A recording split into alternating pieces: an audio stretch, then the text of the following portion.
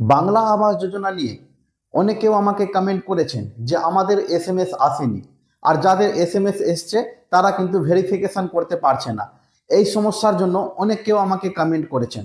তো বন্ধুগণ, আজকের ভিডিওতে আমি আপনাদের এই সমস্যার সমাধান দিতে চলেছি। তো শুরু থেকে শেষ পর্যন্ত দেখতে থাকবেন, না হলে কিন্তু বুঝতে পারবেন না। তো চলো ভিডিওটা শুরু করা যাক। তো যাদের পিডব্লিউ লিস্টে নাম রয়েছে কিন্তু এখন পর্যন্ত এসএমএস আসেনি, তারা ব্লক যাবেন। ব্লকে গিয়ে নিজের মোবাইল নাম্বারটা আপডেট করে আসবেন।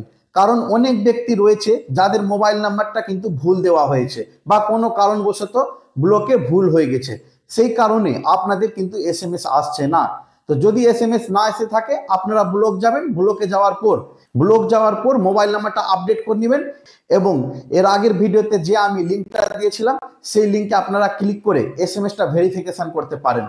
আর বন্ধুগণ, যাদের এসএমএস ভেরিফাই করতে অসুবিধা হচ্ছে তাদেরকে আমি বলে দিচ্ছি যে আপনাদের কোনো অসুবিধা হবে না। আপনারা কয়েকবার ট্রাই করবেন, কারণ অনেক সময় সার্ভারের ইস্যু থাকে।